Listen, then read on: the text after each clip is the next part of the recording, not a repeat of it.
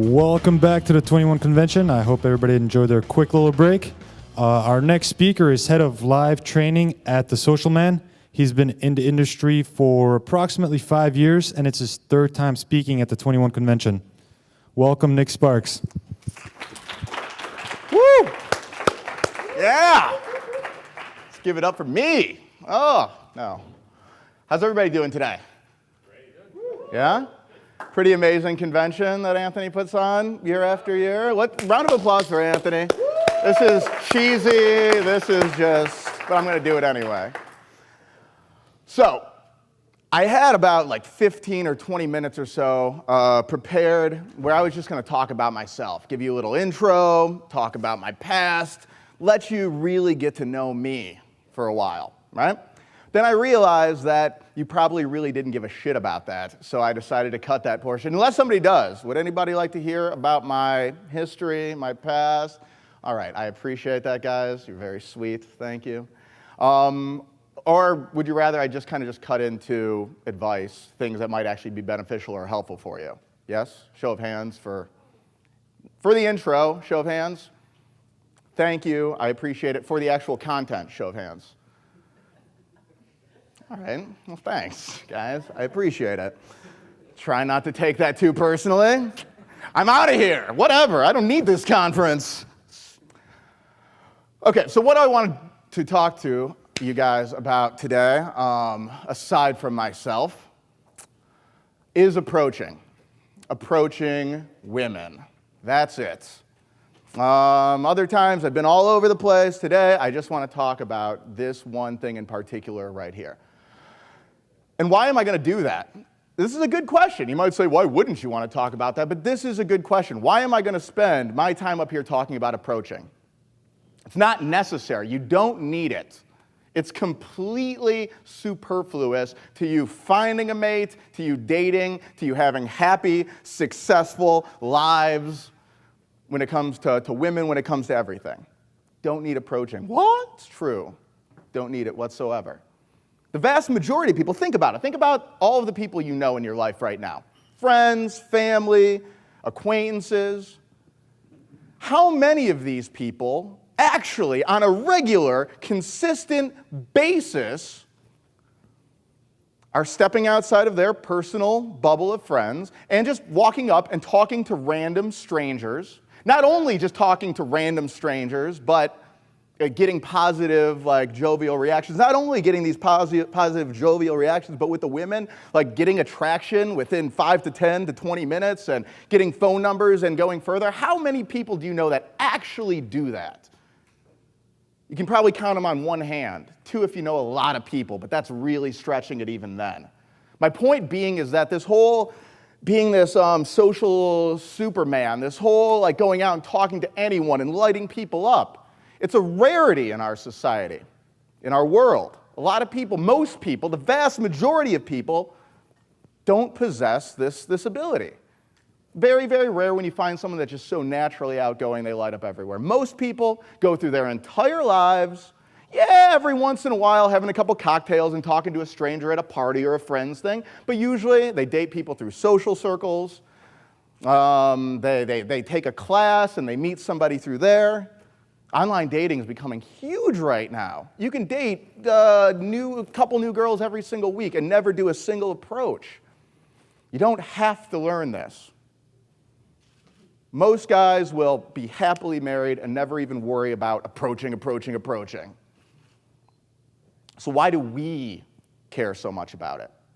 Why am I going to spend my entire time up on this stage talking about it if it's such a big waste of time? Well, obviously it's not. Obviously there's something there that's so valuable that we want it, right?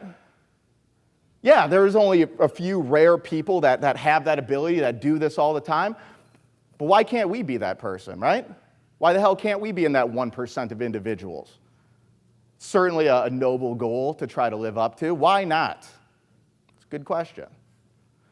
And how many times we've all been in that situation at the grocery store, at the coffee shop, at the park, walking down the street, at the party, at the bar, saw that girl. Oh my God, heart skips a beat. She goes walking out of our life forever. We wonder what could have been, some variation. You've all been there, you've all understood it. And you didn't say hi. You didn't approach, you didn't say anything. Why? Oh, if I just knew what to say, if I just had the right thing to say, or, oh, I couldn't move, I couldn't think fast enough, I froze.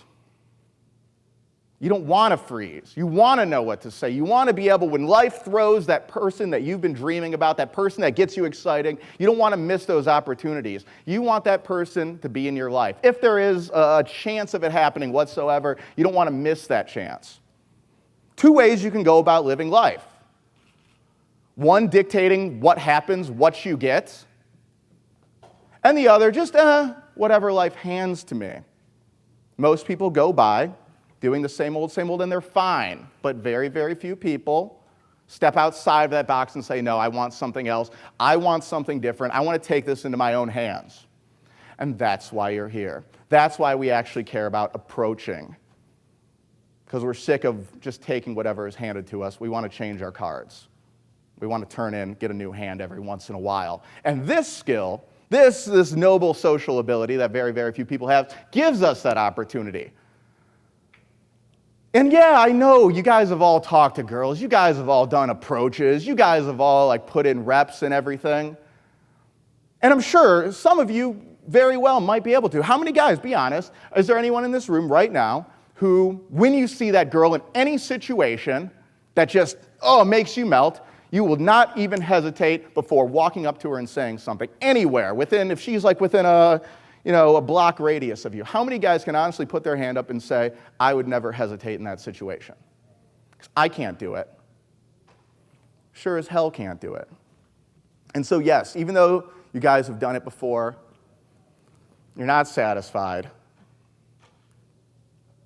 Very, very few of you are satisfied. How do I know this? Because I've been coaching guys for 5 years. And if there's one thing I hear more than anything else, yes, I help guys have better conversations with girls. Yes, I help guys get more sexual and escalate things, of course. But if there's one thing I hear more than anything else, is I want more opportunities, and I'm sick and tired of letting those opportunities pass me by. The one thing I hear more than anyone else, it's still the biggest thing, that for whatever reason, doing this for how many years, people are just not satisfied. That's why I'm talking about this today. So what gives me the right to talk about it? Why should I even be the one to speak to you about it? Well, our coaching programs at the Social Man, this isn't a plug, I swear I didn't mean it to be this way, but our coaching programs at the Social Man, they're not perfect. We're working on improving them every single day. But one thing that we do nail is there's not a single guy that walks through our program who spends a weekend with us that has any problem approaching like a machine afterwards. Some guys' conversation we still need to brush up with. Some guys, flirtation, escalation still needs a little bit of work. But if there's one thing I can always guarantee is you will not walk away from that weekend having any problem approaching whatsoever. Bold guarantee. How can I make something like that? Good question. The reason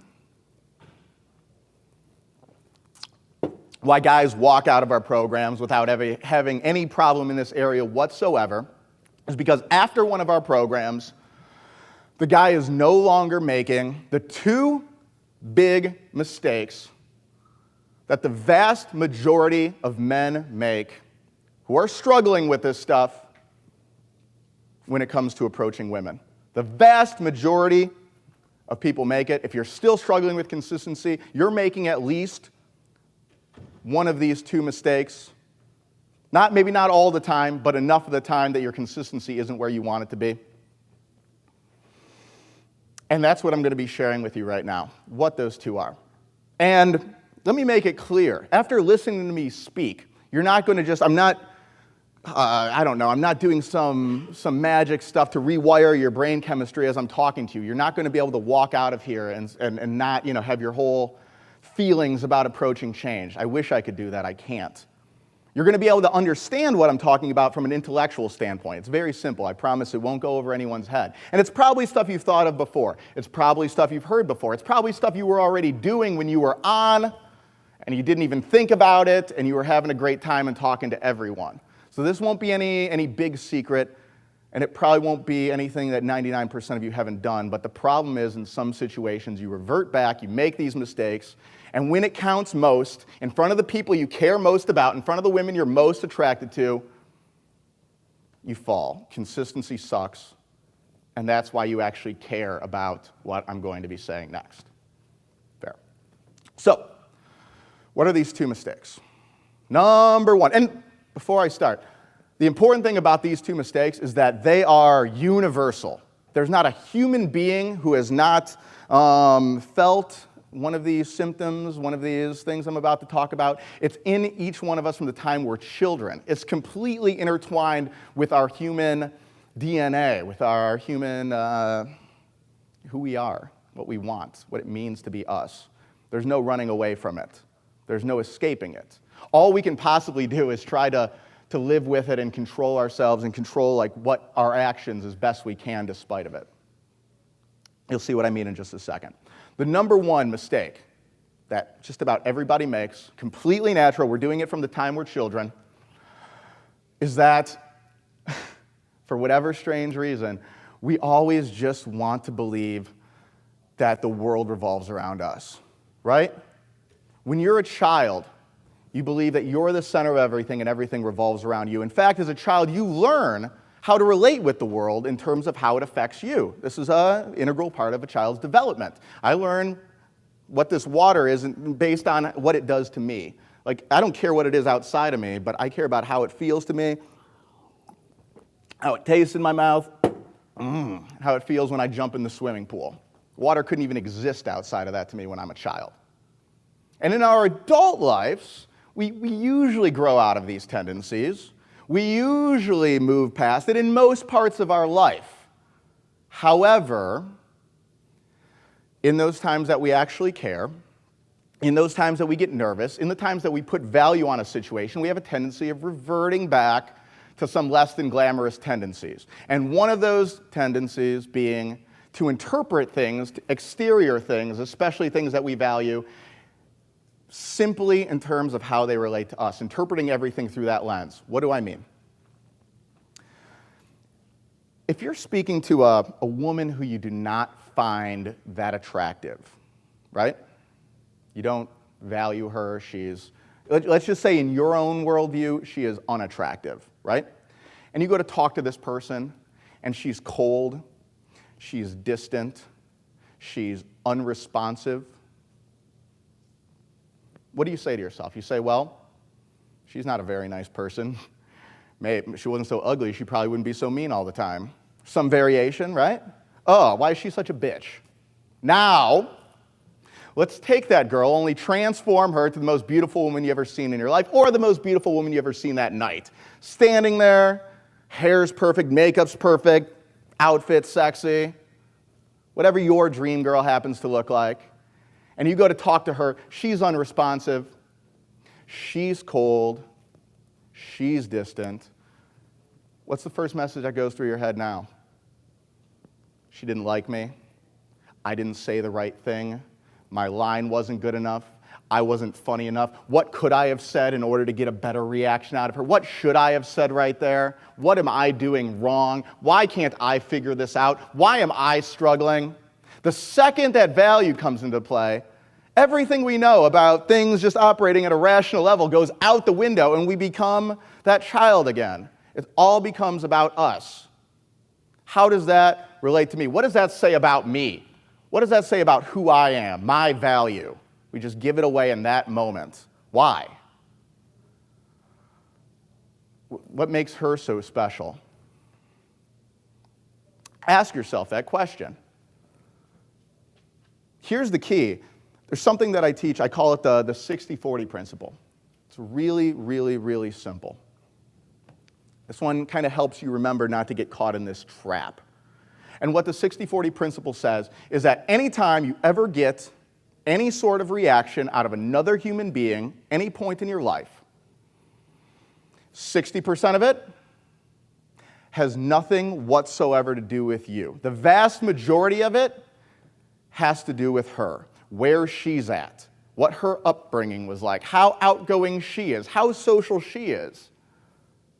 how great she is able to come up to with a witty comeback when some stranger approaches her. If some gorgeous girl came up to you and said, hey, how's it going? Are you going to be there with like some funny comeback, or are you going to stutter and maybe get a little nervous sometimes? Why is she any different? Maybe she's just having a bad week. Maybe her boss was being a dick that day. Maybe she just got broken up with. Maybe she didn't have the best relationship with her father. Maybe that dress she's wearing makes her feel fat.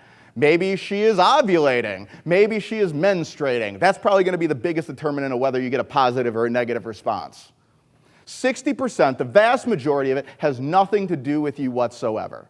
Yeah, 40%, there's still stuff under your control. There's still stuff you can do to influence that situation. But why is it when you get that negative response from a woman that you actually care about, that you actually value, is your first impression, what did I do wrong? What's wrong with me? Instead of what's wrong with her? Why? Does it make any sense whatsoever, logically? Like I said, it's one thing to understand it intellectually. Actually understand it right here requires action in situations in which you normally wouldn't want to take action. What does this all mean? What does this whole 60-40 thing mean in terms of approaching women? And you know what? In terms of approaching, I say 60-40 for all parts of an interaction. For approaching, I'd say it's way less than that. I would put it at 80-20, 90-10. What I'm saying is that when you approach a woman, yes, there are some things that are under your control. However, the vast majority of her response has nothing to do with you whatsoever. And you know this too. When you're talking to a girl you don't care about, you've been there before. She doesn't respond as you'd like her to. You're like, yeah, whatever, I'm having a great time. But yet you all know that there's been times when a woman that you actually value has not been social, has shown that she lacks social intelligence or social abilities, shows that she's not in a very friendly mood, shows that she's not outgoing, shows that she can't hold a conversation, and you feel dejected. You feel like you did something wrong. You feel like she's rejecting you. She can't reject you, especially if she gets to know you after a while and you just screw things up left and right, then she can reject you. In those first 5 to 10 seconds, all she can do is tell you a little bit about herself. It's the first biggest mistake that guys make. They take it personally. It's about me. When it has nothing to do with you whatsoever. It's always about you, right? When you do wrong, oh, it was me. I said the wrong thing. She doesn't like me. I mean, it works well in opposite, right? She responds positively. You can't wait to pump yourself up. Man, she loved me. I looked so good. I said the right thing. Like, I was so fucking smooth. How could she not want me? Are you joking? Well, I hate to tell you, 60-40 kind of works there too. No, she was probably just ovulating. Or, I mean, yeah, she liked you, but don't give yourself so much credit. It was more to do with the fact that she was in the mood and you just happened to be a man who she was attracted to. But she has a say in this too. It's not all you that deserves all the credit here. Maybe she ran a little game on you as well. First biggest mistake. Second biggest mistake that the vast majority of us make, especially when times are hard, especially when we get put in situations that test our patience, that test our nerves. Also incredibly human. Also incredibly born in us from the time we could crawl, essentially. This mistake is that, oh man, this is common amongst all kinds of anxiety. Think about any time you've ever been nervous about anything, or in general when human beings get anxious or nervous about things in their life. This is one of the first responses that human beings have to it, is that when they find something that they don't like, that doesn't make them feel good, that they can't explain, that they just don't enjoy, something they don't understand, something that makes them feel anxious, something they fear. One of the first most common human reactions is they want to control that thing. They feel that if they can exert more control over that situation, then that will alleviate their fear.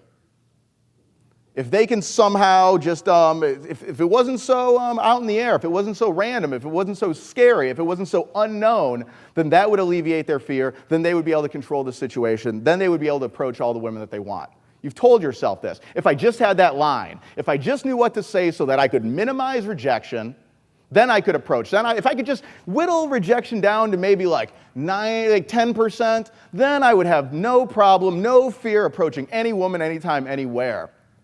Here's the big difference between when you've told yourself that, between a guy who doesn't have any fear approaching, that rare 1% who doesn't have any fear approaching whatsoever. Okay, you're like, well, if I could minimize rejection, then I could go approach whenever. The natural says, rejection is just part of the game. I know I'm going to get rejected, and I'm going to get rejected a lot. It's a numbers game. They don't try to control, well, maybe if I can just try to get this positive. No, 60-40 principle, they know without even thinking about it. They know sometimes they're going to get good reactions, sometimes girls are going to be in good moods, sometimes girls are going to be having a good day, sometimes girls are going to be ovulating. And sometimes girls are going to be in not so good of a mood. Sometimes girls are going to be having a bad day. Sometimes girls are going to be menstruating. They're not sitting there trying to rack their brain over how they can increase their odds. No, they know that the vast majority of it has nothing to do with them whatsoever. So instead of wasting their time trying to figure out some perfect thing to say, they're just throwing out as many opportunities as they possibly can. And you look at this entire industry, not this entire industry, excuse me, so much of this industry is predicated on that promise. You're like, I don't try to control everything. This industry is predicated on the promise. I'm going to give you what to say. Sign up for this, take that, and I'll give you that line so that you never get rejected. It's been playing off men's insecurities. It's been telling us it's more complicated than it actually is. Do you really have to win her over with some complex thing? No. She knows in the first 5 to 10 seconds whether she wants to sleep with you or not. It's coming, this elaborate thing that you can hope to concoct in order to win her over. It's not going to change that. It's just going to waste both your time. Maybe she's polite, maybe she's not. But the girls that liked you and were into you at the end of that were the same girls who are going to like you and were into you before that, despite that. The guys who are good with women, well, I like to change the verbiage, excuse me. I like to change the verbiage of all this because the whole idea that a lot of people have in this community of approaching is built in. These mistakes are built into it. This whole idea of going up to a girl or a group of girls with something that they have to say that they're hoping will get a specific reaction, controlling the situation, thinking that it's more than 60-40, that they actually have more power in that than they actually do.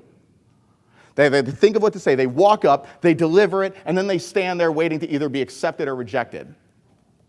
This whole idea of approaching is just riddled with error. And it's no wonder why something's been broken for so long. We keep trying, we get better and better, but there's still a big gaping hole and we can't figure out why.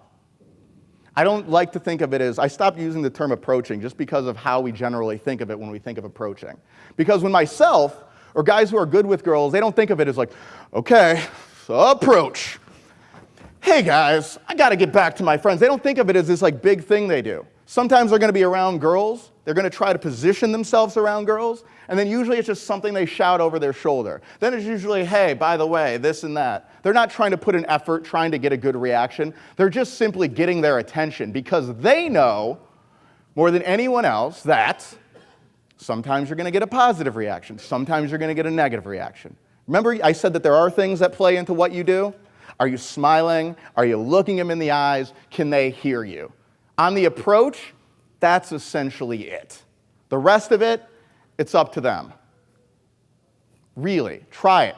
I stopped using the terms approach, and I just started using the term dropping a hook. Dropping a hook. Because when fishermen are fishing, right, and they stick their lines in the water, and the fish aren't biting that day, they don't say, oh, I'm a shitty fisherman.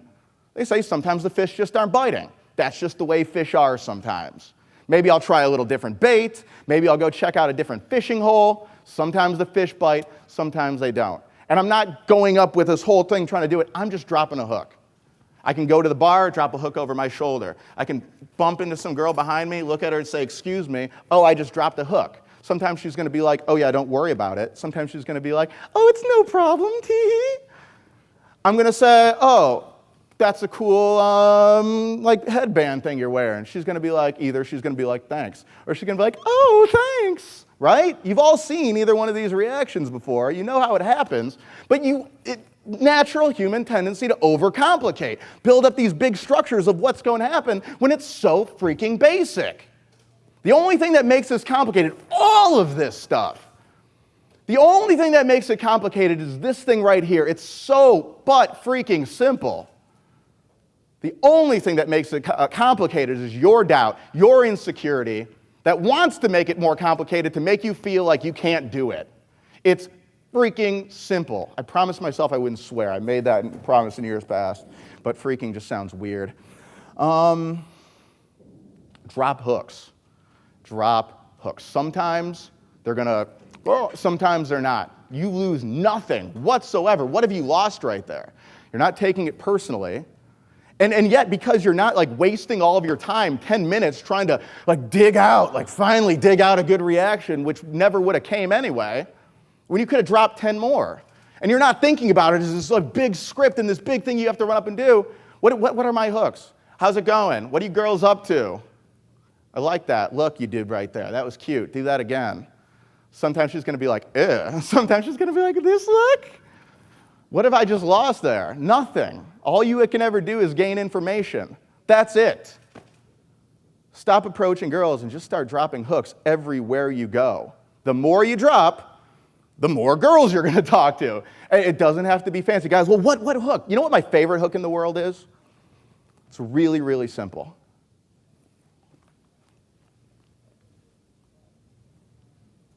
Did you see that I'm communicating with you? Did you see that right there?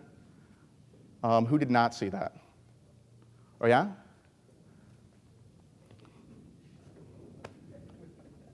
Did you notice that I was doing something towards you? Did I get your attention? Did you see? Now, some girls either going to be like, or some girls going to be like, I just dropped the hook right there. All it is finding out, what's this girl's deal? That's all I want to do. I just want to know. And the only way you can tell is to say something. I used to teach differently. I used to say, well, look at them and see if they're really friendly, well, then go approach them. If they look really like pissed off, don't approach them. I mean, in general, I'm still going to operate under that. But if I'm coaching, you never know. Because I've had girls that they look most friendly and they've just been cold and icy. And I've had girls that look like they want to punch somebody, actually be really sweet. And they were just kind of shy and nervous before. You never know unless you check. So why not? Why wouldn't you? Dropping hooks, man. I literally, every single day, I live in New York, so I walk past a shit ton of people all the time. Every single day, I literally will consciously try to make eye contact with each and every single person I pass. Practice. All it is practice. And sometimes girls are going to smile back. Sometimes, you know what my favorite response is when I'm like I'll just bore into people's heads. If they don't see me, I will just stare until I get something. That's another thing. Stare at people's heads. That's a hook. If they don't see you, never counted. You weren't staring. What are you talking about? Wait until their eyes meet. As soon as their eyes meet, you're going to know whether they're into you or not. Either they're going to smile back, either they're going to be like, or my favorite response, which was I was about to say, my favorite response, which most guys don't think of as a positive response, but when I look at a girl boldly,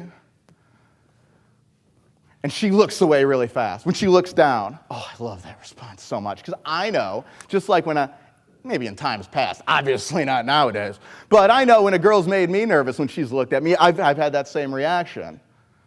So when a girl does that, I just get this smile on my face because I know what I just did to her inside of her body. I just know, right? Right?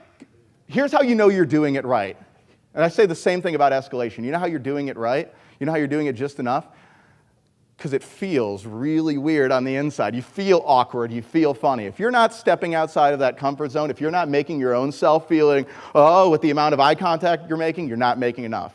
If you're not feeling really, really awkward about how far you're pushing the interaction, you're not doing it enough, I promise you. Because if you were, you'd be having a lot different results than you've already been having. And if you just keep doing what you've always done, you're going to keep getting what you've always gotten. So you have to take different actions. It's really what it comes down to. It's so simple. I mean, we could break this down conversation. I mean, I talked about conversations last year. I talked about buffering. I talked about not talking too much. It's never about the secrets. The thing about conversation that's so funny, it's based on the same principle. Guys always say, let's think about it in the same way. Like, what do I say? Like, what's the thing that I'm going to be able to say to get her to like me? The ultimate fallacy, the ultimate lie of this industry, the ultimate lie of your self-doubt and your insecurity. You're not good enough as you are. She would not like you just for being the person who you are standing in front of her. You have to say something to get her to like you. She's up here, you're down here. And either she's got to come down a couple pegs or you've got to say something that's going to bring you up. The ultimate fucking lie of the industry. And they didn't come up with it. You've been telling yourself that long before they ever came up and made money off of that insecurity. It's bullshit. In the meantime, she's sitting there wondering, why the hell is this guy talking so much? I liked him. I was actually into him. Why is he trying to act like he needs to win me over? Actually, now I don't like him anymore. What the hell is he trying to make up for? Guys always think that I have to be the funny one. I have to get her to like me. I have to say the thing that's going to make her fall for me. No.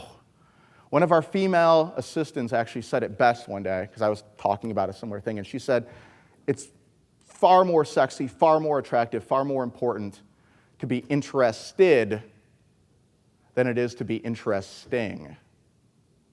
Guys always think that in order to get a girl to like them, they have to be the funny one, they have to be the charming one, they have to be the star. Fuck no. The vast majority of women out there, they want to be the funny one. They want to feel as though they're the charming one. They want a guy to make them feel like they're the sexy one. It's your job to provide the framework for the conversation. It's your job to lead the conversation. It's your job to give her the opportunity to fill the conversation with the beauty, with the things that women are great at filling our lives with the funny stories and the giggling and the laughter that you're just sitting back poking fun at. Really? Tell me more about that. Are you serious? Oh my God, yeah. It's fucking hilarious. It's the same thing. When it's a girl you don't care about, you're like, no, that's really cool, and she just won't shut up. It's a girl you like, all of a sudden you won't shut up because you're trying to impress her so much. What's changed, the girl or you? Why has the reaction changed from the girl? Simple. We overcomplicate it in our heads because we've got something to prove, not to them, but we don't feel like we have enough ourselves. We don't feel like we're good enough, so we feel like we have to do something extra. All you got to do is put yourself out there. That's essentially it. You put yourself in a woman's path and give her the chance to impress you. I'm not trying to reach any hook point with girls. I'm giving girls the opportunity to hook me. Sometimes they will. Sometimes they won't. The sooner I stop taking those won'ts personally and start laughing at them, the sooner I'm going to start having a lot more amazingly enjoyable experiences with the girls that do respond positively. Because there's a shit ton of them out there. There's 4 billion women. And I know when you lock yourself in your house for a month because you just got out of a breakup and you're just eating like Ben and Jerry's and you're playing video games and you're on the computer all night and your zits are popping out and you're like putting on a couple extra pounds and you're not sleeping and you're just like feeling like the biggest piece of shit in the world. I know you're sitting there like, man, what girl's going to want me? Oh, man, I do need some tricks. Absolutely. I am at a low point. But then we get out there, we maybe start working out a little bit, we maybe start taking care of ourselves, we get good night's sleep, we start being productive in our professional life, we get on a good streak. We've all been there. How many people have had a hot run where they've been in a really good place and people have found them attractive, charming, and valuable? Show of hands, please. Right? And how many people have had runs where they've been cold, where nothing's going right, where shit's just in the gutter, right? Yeah, absolutely.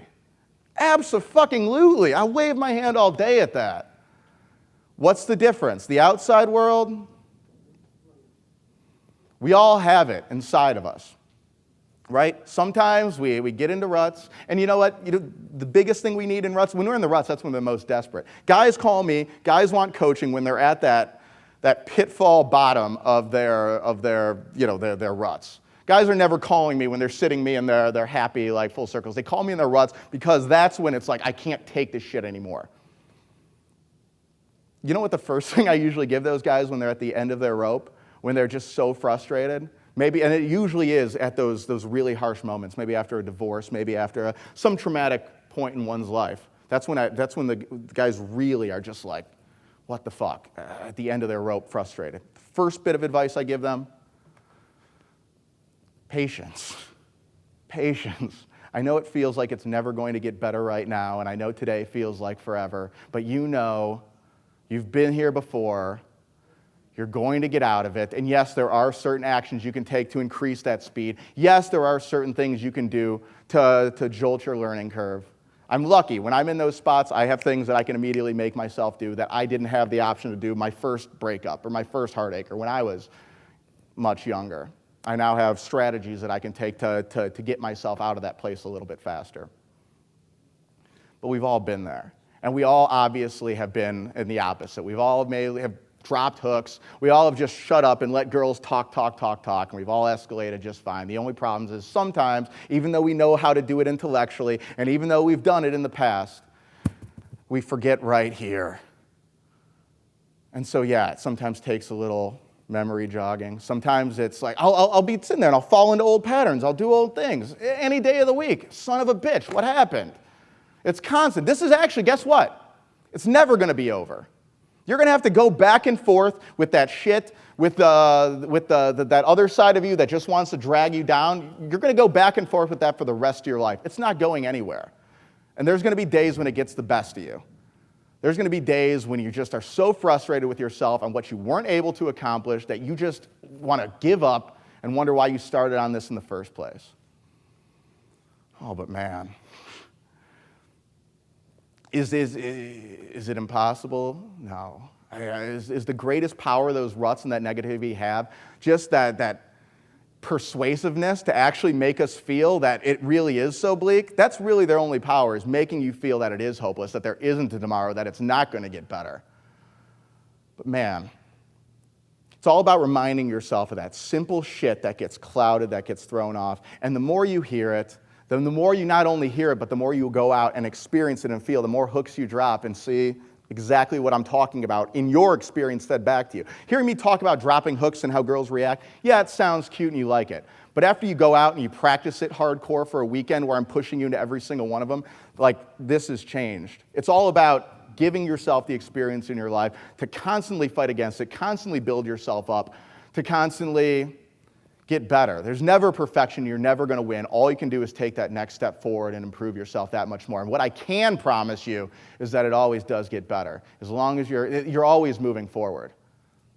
You're better today than you were a year ago today, weren't you? Anybody disagree with that? Unless you were just in a harsh breakup or a harsh traumatic experience, is anyone worse off now than they were a year ago? Fuck no. I mean, it's right there, man. Stop making it so complicated. Start doing what you know how to do. And yeah, it's okay to remind yourself every once in a while when you need to. Cheers. Yeah! Give it up! I still have time, too. So I want to open up to questions. I love questions. Ask me anything you could possibly ask me, and I'll be excited to answer them.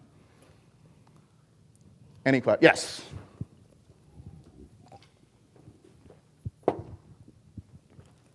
When you're dropping hooks, do you, so I'm trying to figure out how you end up getting the girls that you want and how you figure out the girls that you want. You drop the hooks and then you know, the girls that respond, you figure out which of those you like, or how do you do that? Really good question, really good question. I try to drop as many hooks as I possibly can. Old ladies at the bus stop, you know, dude at the gas station. Anywhere, like, oh yeah, having a good day today? Great. I'm going to try to, like, oh, that's a lovely book you're reading, ma'am. Whatever it happens to be. Why? Because the principle behind this is that approaching is especially vexing for us because we've got two things coming together. We've got a perfect storm of anxiety hitting us. Not only do we have the she's a pretty girl and she makes me wet myself when I see her anxiety that pops up, right? We also have another anxiety going on, and that anxiety is just a general fear of talking to strangers that we've been raised with. In most parts of this world, you've been raised to know that strangers are the devil and that you should avoid them at all costs, or they will poison you with candy, with razor blades and apples. Like this, we all know this, right? Has anyone not been taught this from the time they're little? So for approaching, we've got those two different points of anxiety. We've got, yes, girls are gorgeous, and they make my heart beat faster, and they make blood rush to other parts of my body. I know that. But then we've also got this other thing. I drop hooks everywhere because I want to, this is still going to happen. And the more positive reactions you get from girls, the less this is anxiety and fear, and the more this is just excitement to get more physical and get to know them better. Like, this is the power that drives you forward, that gives you an extra snap on your punches when you compliment her and look her in the eye. This is how she believes you when you look her in the eye and tells you she's sexy, and so she knows you're not just full of shit. But this thing, I try to minimize this as much as possible in my life, because I know that approaching this girl, dealing with this, is going to be a hell of a lot easier if I don't also have to deal with this fear of strangers that we all have as well. So I'm looking to, and in terms of who I like, yeah, sometimes I'm attracted to people that I talk to, sometimes I'm not. The ones I'm not, we might be friends or we might not. The ones I am, so we should hang out sometime. She's like, yeah, she already agreed to give me her phone number. Because when you agree to hang out with me, that thereby concludes that we have to exchange numbers. Another question. You were talking a second ago about the idea that, you shouldn't believe that a woman is up here and you're down here. I guess what I wanted to know is, do you believe in the idea then of qualification, that you need to qualify yourself to a woman, or is that? Yeah, absolutely. We at the Social Man, we certainly teach the idea of qualification. And a big reason why is that everyone's different, and just because a woman may not be my perfect life mate, just because me and a woman might not be perfectly suited and attracted to each other, doesn't mean that she's not an equally worthy human being as me. So I still have to screen for someone that's going to be ideal life mate, but that doesn't mean there's any value discrepancy between us. I still respect her and think she's amazing. Maybe not perfect for me. Maybe she's screwed up and's got a lot of her own issues to deal with, so I don't want to be around her as much right now. But I'm no better or no worse than her.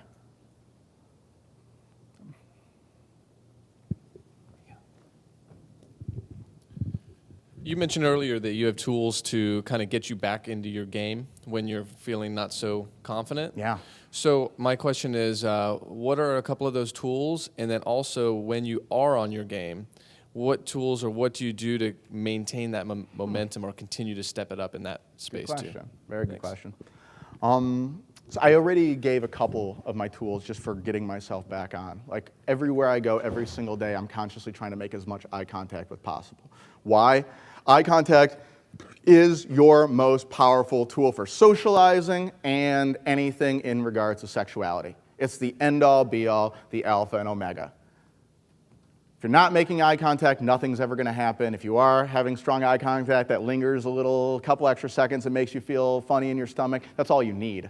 You don't need anything else after that. That's all the sexual escalation that needs to happen right there in that moment. You can always get closer later, but eye contact. So, and it's not just people say eye contact like you're just like, look at that thing, look at their eyes, like it's a blank object, like there's one way to do it. When in fact, like actually looking at someone in the eyes, there's different ways you can do it. I could look you in the eyes, but I also have my periphery open, or I can focus on your eyes so that everything just kind of blends into a background blur, and I can see you even more crystal clearly. Can you feel the difference between when I'm doing this versus when I'm doing this? Right? She can feel that. One feels like we're friendly and we're talking. One feels like, I feel funny, what's this guy talking about, right? If you are just not spellbound by the amazing sexual power that you can wield with your eyes, then you need to start working on your eye contact more. Then you're not doing it enough. I can promise you that. And if you're not making enough eye contact, why would you even bother working on anything else? It's like, I want to work on my high jumping abilities, but I can't walk. It's ridiculous. Why are you letting by the big things that actually make the biggest difference go, but you're worried about what to say if she says one particular thing in the universe? So that's the one big thing. I'm consciously working on my eye contact. And I will continue to do so until I can look across the room, make eye contact with a girl, and lure her towards me without saying a word. Then I'll stop working on my eye contact. It's getting there. So second thing, dropping hooks everywhere. Getting over that shyness, pushing myself. If I see that girl, will I still feel a little nervousness in me, a little excitement? Yeah. It's going to be a hell of a lot easier to just jump and not think about it if I've been talking to everybody else all day. Hell of a lot easier. Other than that, it depends. I mean, this is where coaching comes in. This is where my own personal self-evaluation comes in after that. I have a tendency of, when I get nervous, believe it or not, I have a tendency of talking too much. Crazy, I know, as it sounds. And so, like, when I would be off my game, like after a breakup, I would be talking too much. Why? I thought that I had to say something to win this girl over and impress her. So what's the coaching that I give myself, and what do I have to force myself to do now? The opposite. Shut the fuck up. And one thing I usually give guys is I say if they want to change something about themselves, if they want to improve something, whatever it is, like if a guy is holding himself back because he's too conscious, that wasn't my problem. I have to force him to start getting more aggressive, start getting closer to her, start being more forward. Whatever that is, whatever you want to correct, whatever you need to shift, I always say go as far over the line as possible. Go to the exact opposite extreme. Because usually, if you're trying to correct the problem and there's some anxiety attached because of the situation you're in, you can go as far over that line as you think you are, and you're not even close to the line. I always say go as far over until you're getting slapped, till you're positive that, okay, I need to start pulling it back, then dial yourself back a couple clicks. If you're just inching forward, you're never going to find out where the actual limit is, where you should be hitting. You're just going to be firing in the darkness. So, in terms of me shutting up, I had to go to the other extreme. I had to do way less talking than I normally would do in an interaction when things are just going. And then when I'm good, I'm already having enough experiences to keep up my practice, so I don't really need to work on it or focus on it. I have enough women in my life that these things are happening that I don't have to think about it. Thank you. Good question. In your experience, what is the most critical factor in a guy's psychology to get him over the belief that there's this great chasm between having a girl up here on a pedestal and he's down here and has to somehow raise himself to her level? Good question. There's something that I teach, but this isn't my concept by any way, shape, or form, but I use an acronym called TAR. And what TAR stands for is thoughts, actions, reactions. Essentially saying in some situations you have thoughts that bolt into your head. If you had really bad experiences with girls when you were younger and you get put in a situation with a girl you value, those thoughts probably aren't going to be too positive. Normally, you could be thinking normally, but all of a sudden in that situation you start thinking crazy. You start going haywire. Your brain takes over. Okay? Your actions then are a reflection of those thoughts. And if your thoughts suck, those actions probably aren't going to be too good either. They're probably going to be, your eye contact's going to be jumping all over even though you know to make eye contact. You're going to be talking too much even though you know you want to, etc. And then reactions, the R. What feedback do you get from the outside world? What are the girls saying back to you? So you have these thoughts, and what usually happens is, this is how self-fulfilling prophecies form. I suck with girls. Your actions look like a guy who sucks with girls. Her reactions say, man, you suck with girls. Why? Because of the action that you're giving out right there, right? And then what does that reaction do? It goes back and informs those thoughts. See, I told you, you were right. You get more experiences that just reinforce those negative thoughts. So there's a couple ways you can deal with this, to answer your question. One thing, obviously, is the whole inner game side, the thoughts. If I can just, maybe if I do enough self-affirmations, or maybe if I just, if I hammer home, hang out with the right people that tell me the right things over and over again, I hear it enough, it'll change those beliefs. Do I believe in that? Absolutely. To a certain extent, over a long period of time. What we essentially do in our coaching programs is, we're hammering home different beliefs the entire time to try to affect that T. But what we're really doing is we're getting him to change that A. We're getting him, even though he wants to lock up into his shell of looking down and talking and mumbling and getting into his cage and not physically and inciting emotion out of the woman, we get him to, even though it's hard and even though he's nervous, to, once again, overreach those lines in whichever way we want to push them, change those actions. And sometimes it's hard as hell. Sometimes it's the simplest action. It's like jumping up and down, but when you're trying to do it on the edge of a building and you're afraid of heights, it's impossible. The simplest action in those moments can be the hardest thing. But we then get him to push to do those actions eventually. He starts getting different reactions from the outside world. And I think that's where it really happens. You start reprogramming those memories. You start replacing them with those different positive memories. And in conjunction with the actions you're taking, in conjunction with the belief work that we're doing, then those new memories come back and they go back and reaffirm those thoughts. You know what? Maybe it's not me that girls don't like. Maybe, it was just happened to be that girl in that one situation. And actually, with these other responses, I find out that quite a number of other girls actually do respond positively to me. Isn't that crazy? Our actions we start feeling bolder, dropping hooks more and more, escalating sooner, keeping your mouth quiet, letting that awkward silence fill while you smile, and she's like, oh, so anyway. and then you really smile because you know what just happened there? Yeah, that's my favorite moment in a conversation, is when awkward silence is filled by her sweet voice. Because that's when I know it's on. Answer the question? Cool. Sure. One more? Or, yeah. All right. Oh, perfect. All right, so your theme is dropping hooks. Yeah. Okay, how... Taking action / dropping. Oh, yeah. hooks. So how exactly would you define dropping a hook? Yeah. A hook is anything you do to get a girl's attention. So once again, if I look her in the eyes with that focused look, I give her a little smile if I'm being friendly, or little slight cocky upturn of my lip if I'm being sexual in a bar or alcohol-fueled environment, that's a hook. If a girl's walking by, I could thrust my crotch into her and say, oh, excuse me. Oh, I'm sorry, it's really tight in here, excuse me. Did she already look at me and have to acknowledge me? That's a hook.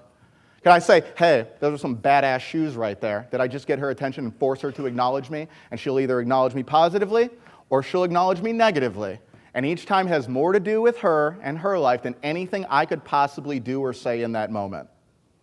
All right, so a hook is something that she has to respond to, something that grabs her attention. Something that gets her attention. If she's So- walking by and she doesn't acknowledge your presence whatsoever, you did not drop a hook. Oh, our hook and approach interchangeable terms? I don't, like I said, you could use it, absolutely. But like I said, I don't like approach because of this whole going up and trying to make something happen, which is counterproductive to guys actually getting over this fear, in my opinion. Thank you. Anytime.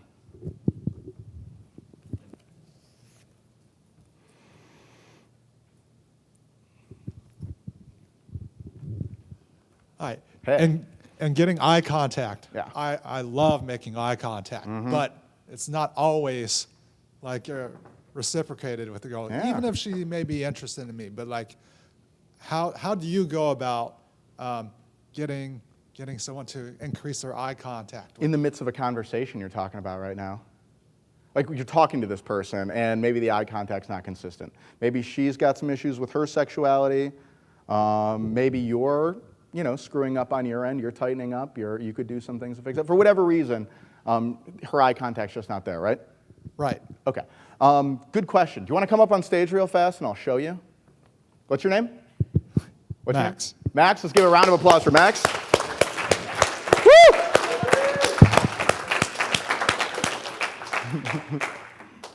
Come on. Bring the mic. Max. Mike, oh. Bring the mic.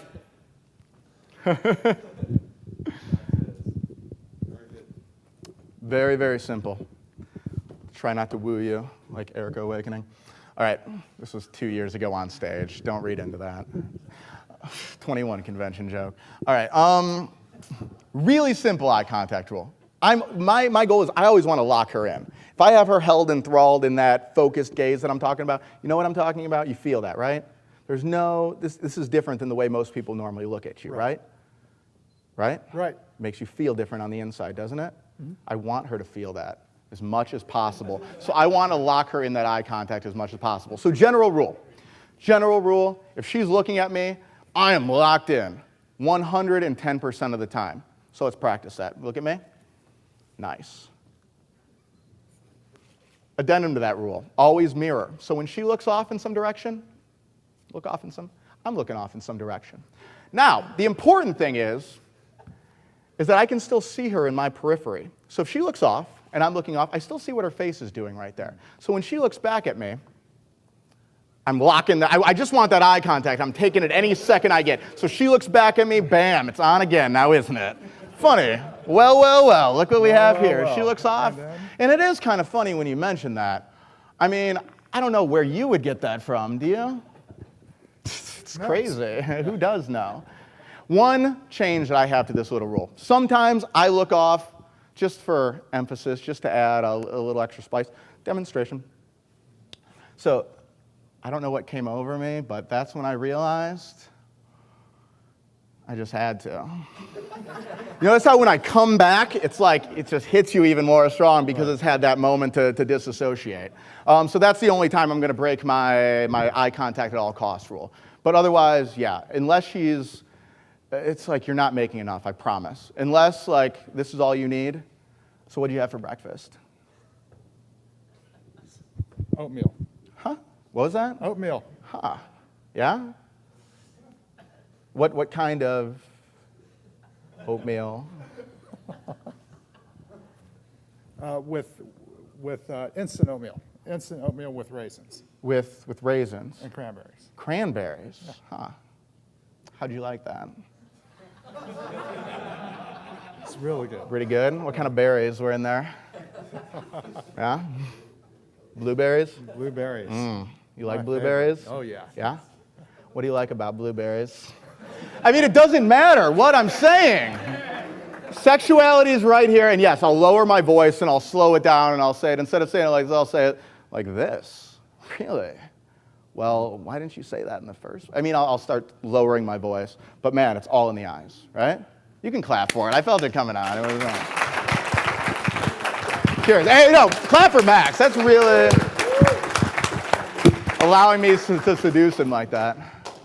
Time, how are we doing time-wise? Cool. Do you want me to seduce you? No. Do you ever find that eye contact gets confrontational sometimes? Like people misjudge your intentions? Yeah, good point. My whole trying to make eye contact with any person, anytime, anywhere. Excellent point. I will not do that if I feel my safety is threatened in any way, shape, or form. So if the man's bigger than me and looks angry, I'm generally not going to be boring my eyes into the back of his head. Very good exception to the rule, yes. Thank you for that point of clarification. A week later, you guys are like limping in crutches. Like, Nick, you told us to make eye contact. Can we fit both of these in? All these questions are coming at the last moment. Eye contact. What's some of your favorite systems for getting sexual? Who had their hand up first? Yeah. What's your favorite system for getting sexual? What I other just than eye did right there. contact? Yeah. That's. My other favorite thing would probably be, and this is just me. The thing we teach about specific lines or specific techniques or anything like that is it's all up to the personality. There's going to be some shit that I say that works great for you. There's going to be some stuff I say that works terribly for you. And every single guy is going to have his own personality that works for different. So take what you like, leave the rest. But one of my favorite ways to increase sexuality in an interaction, and guys who are better with women don't do this, but I love sexual innuendo. It's one of my favorite things to drop. Like anytime I can say something and she's not sure if I mean it sexually or not, even better if she does take it sexually and then I can accuse her of getting all sexual when I'm trying to have a serious conversation. That's probably my favorites. Or just compliments, man. Compliments get such a bad rap because if you say them like before a girl starts opening up, if a girl's sitting there looking angry and pissed off at the world like she wants to punch somebody, and you're like, you're really cute, she's not going to respond well. Girls don't respond well to compliments when she knows you're full of shit. It's really simple. But when she's lighting up and she's showing off her personality and her sense of humor and she's looking you in the eyes and she's got that twinkle in them, you say, you're adorable. She's going to light up and she's going to look like a Christmas tree. So yeah, compliments. Another one of my favorite ways to escalate the situation outside of what I just did with Max. Hi, I'm Melvin. I just want to say I love you. You are the reason that I'm here. Just a dude, Melvin. Just I know. A dude. I know this. I know you're just a dude. I'm just saying you're the reason that I'm here, and I'm glad that you made a really good point with the whole 60-40 because a lot of guys in this community do not value themselves at all. They're always thinking it's an ego thing. We think we have more power than we Exactly. really do, and it's not just guys in this community; it's everyone. But it's true. But thank you. Including And I me. just want to say thank you. Pleasure, man. Thank you. One more? Cool. Yeah, I just I guess this is my question, okay? So looking at you, I'm thinking back to what, can you hear this fine? Loud and clear. All right. So I was thinking back to what Robbie Kramer said at the beginning, where he was talking about these sort of different categories of people. And if I were to place you, I would place you in the upper left, the sort of outgoing and extroverted kind of guy. Yep. You definitely have that energy. And I would definitely say I'm somebody who was probably more in the bottom right, a very analytical, kind of an introverted person. Yeah. So how would you suggest that I take what you're suggesting and apply it to somebody like me who would naturally be more serious and, maybe like I can get too intense and people can girls can think I'm creepy or something because the energy isn't quite as sort of bouncing all over the place as yours, Sure. You're more of an introvert is what you're saying. Yes. Let me ask you a question. Is that a disposition or a prison? Do you have to be that for the rest of your life? Here's the point. My business partner, Christian Hudson, you might have heard of him. He was one of the people that founded Charisma Arts. He then went on to found our mutual company. He's been doing this for a while. He's an introvert. He's a big-time introvert. But he decided that he wants to actually have social interactions with people. So he'll drop hooks from time to time, and he'll act in ways that are going to get him different results. I'm saying an introvert as somebody who is unable to talk to women, because I've gotten a lot better at that. I'm just saying that I think that my sort of energy is different from yours. And so I'm just wondering, is your suggestion just to try to take everybody who is got a more serious energy and introvert and make them into an extrovert? Or is it, how would you suggest that I drop hooks and, do what you're doing in a way that's not going to creep a girl out if I'm a little more serious about it or something, or just maybe less bouncy or something like that? Well, does that make sense? It absolutely makes sense. It reminds me of my speech from last year. One thing I can see just from this question is that your face tends to be just a little bit. It's not the most express. It's not as expressive as my face. Yeah. Say that. And one very common thing, I touched on this last year, is that whenever you get nervous, I talked about whenever you're in those situations that you actually value and you actually care about and shit goes haywire, one of the most common reactions is that your face tightens up even more. It becomes more of a mask. Yeah. And the point that I made last year was that there is no, outside of your eyes, there is no more influential signal, communication, piece of communication with a woman that is more important than your face. Right. Before we've ever had written or spoken language, human beings have been communicating with their face. We can display the almost infinite range of human emotion on our face. And therefore, if you're not communicating, if you're tense and if you're tight, and if you already have a predisposition not to have a lot of emotion, and you're in a situation that causes you to tense up even more, remember when I said trying to overdo it in the opposite direction in order to hit a happy medium and start hitting a place, right? And what if this, and here's the point, here's your point kind of, it will feel unnatural. It'll feel really weird. It'll feel really awkward, right? It won't feel as almost natural for me as maybe would be, right? It would feel less good for you. Is that what you're saying? What I'm saying is, for you to take these actions, it will be harder for you to do. No, I guess what I'm saying is I feel like you have sort of, you're describing a system that works great for somebody who's got your natural dispositions, and I'm wondering how you would modify that system for somebody who has my dispositions. That's all. I've worked with guys. I've worked with guys who were mildly autistic, who suffer from Asperger's, whose anti-social habits would outweigh yours. I'd be willing to bet a considerable amount of money. This stuff's universal. This stuff isn't about introverts, extroverts. This stuff's about human communication. And it's all about, and you know what? And you're right. Some people have more of a disposition one way or another. Some people are screwed when it comes to this lottery. Some people are screwed when it comes to other lotteries. Everybody kind of evens out in the end, I believe. But the question is what do you want in your life? And yes, the easier route, the more comfortable route will continue to get you what you've been getting. Or you could decide to do things radically different. Not radically, but different. In ways that feel just really unnatural to you, that take you dramatically outside of your comfort zone, but that get you different results. You can't. Are you doubting your ability to take different actions? No, are you doubting your ability to force yourself to smile more when you're talking to girls? I was just asking you how. If you're smiling, you'll never be creepy. You use that word a couple times, and anytime you've ever been referred to as creepy, it's because you're not smiling. I promise you.